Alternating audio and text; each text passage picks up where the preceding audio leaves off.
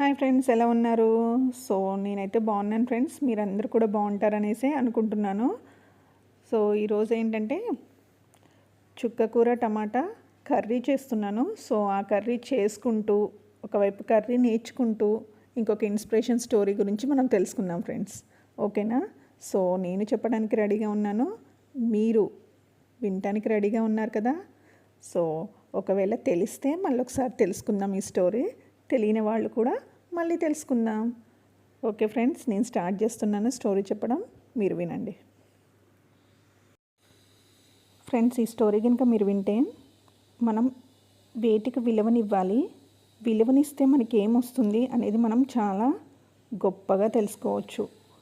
So అందుకనే మీతో ఈ స్టోరీ షేర్ చేసుకుంటున్నాను. చెప్పుకుందామా ఫ్రెండ్స్? మరి వినండి. టాటా గారి స్నేహితుడికి పెన్నులు పోగొట్టుకునే చెడు అలవాటు ఉండేదట. అందుకే చౌక ధరల్లో పెన్నులు కొనుక్కునేవాడు. పోగొట్టుకున్నా పర్వాలేదని, ఎందుకంటే రేటు తక్కువ కదా ఫ్రెండ్స్. అందుకు స్నేహితుడు టాటాకి చెప్పి తన నిర్లక్ష్యానికి బాధపడ్డాడు. అప్పుడు ఆయన ఒక చిన్న సలహా ఇచ్చాడు టాటా గారు.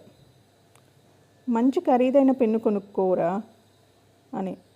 ఆ తర్వాత ఏం జరిగిందో చూడమని స్నేహితుడు ఖరీదైన బంగారు పెన్ను కొనుక్కున్నాడు. 6 నెలల తర్వాత అనుకోకుండా టాటా గారు స్నేహితుడిని కలిశారు. పెన్నులు పోగొట్టుకునే అలవాటు ఎలా ఉంది అని అడిగాడు. ఇప్పుడు నేను నిర్లక్ష్యంగా పెన్నులు పోగొట్టుకోవడం లేదనేసి నవ్వుతూ చెప్పాడు టాటా గారి ఫ్రెండ్. పెన్ పోగొట్టుకోలేకపోవడానికి దానికి ధరే కారణం. ఏ వస్తువైనా పోగొట్టుకోవడం సహజమే, దానికి మనం ఇచ్చే విలువ పైన ఆధారపడి ఉంటుంది అన్నాడు. జీవితంలో కూడా అలానే జరుగుతుంది. మనం దేనికైతే ఎక్కువ విలువ ఇస్తామో దాన్ని వదులుకోం. జాగ్రత్తగా చూడటం కూడా మన సహజ లక్షణం.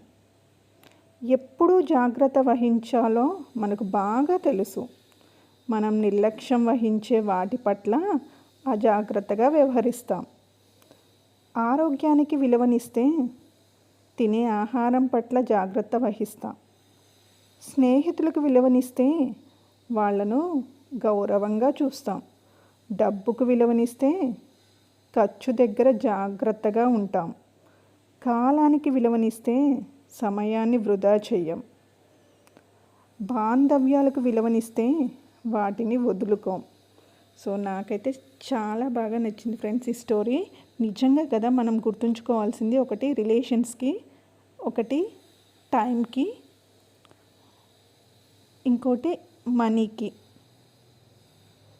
కదా.